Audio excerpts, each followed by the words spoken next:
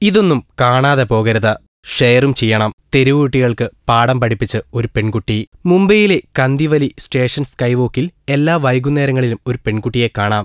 റോഡരികിൽ ഭിക്ഷയെടുത്ത് ജീവിക്കുന്ന കുരുന്നുകൾക്ക് സൗജന്യമായി അറിവ് പകരുന്ന ഒരു 22കാരി. പേര് ഹൈമന്തി.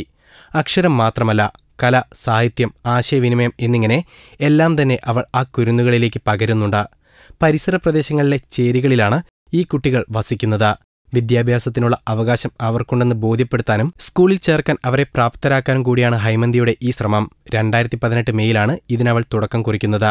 ജോലിക്ക് പോകുന്നതിനിടെയാണ് എന്തെങ്കിലും തരണേയെന്ന് യാചിച്ചുകൊണ്ട് നടക്കുന്ന കുട്ടികളെ ഞാൻ ശ്രദ്ധിക്കുന്നത്. വിദ്യാഭ്യാസത്തിനുള്ള അവരുടെ അവകാശത്തെ അവർക്കറിയുമെന്നും വിലയേറിയ സമയം അവർ ഭിക്ഷയാചിച്ച് നടക്കുകയാണല്ലോ എന്ന് ചിന്തിക്കാനിടയായത് അപ്പോഴാണ്. ഹൈമന്തി പറയുന്നു, അവർ വഴി തന്നെ അവരുടെ മാതാപിതാക്കളെ കണ്ടു. എന്നാൽ കുട്ടികളെ സ്കൂളിൽ ചേർക്കുന്നതിനോ പഠിപ്പിക്കുന്നതിനോ ഒന്നും അവർ തയ്യാറായിരുന്നില്ല. സ്ഥിരമായി സ്കൂളിൽ പോകാത്ത അവരെ പഠിപ്പിക്കാൻ സ്കൂൾ അധികൃതരും മടികാട്ടി. ഹൈമന്തി കൂട്ടിച്ചേർക്കുന്നു. എന്നാൽ ഹൈമന്തി തോൽക്കാൻ തയ്യാറായിരുന്നില്ല. ഇടവിട്ട ദിനങ്ങളിൽ അവരെ അവൾ പഠിപ്പിക്കാൻ ആരംഭിച്ചു.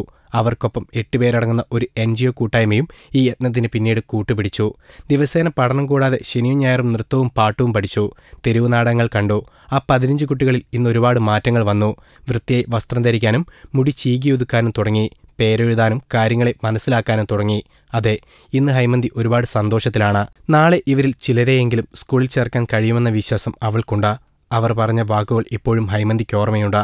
അച്ഛനമ്മമാർ തന്നെയെങ്കിലും ഭിക്ഷയാചിക്കാൻ മടി കാണിച്ചാൽ ആ കുട്ടികളെ അവർ തല്ലുമായിരുന്നു. ചില സമയങ്ങളിൽ കണ്ണിൽ മസാല പുരട്ടുമായിരുന്നു. ഇതെല്ലാം സഹിച്ചും ഹൈമന്തിയുടെ ക്ലാസ്സിൽ അവർ എത്തുന്നുണ്ട്.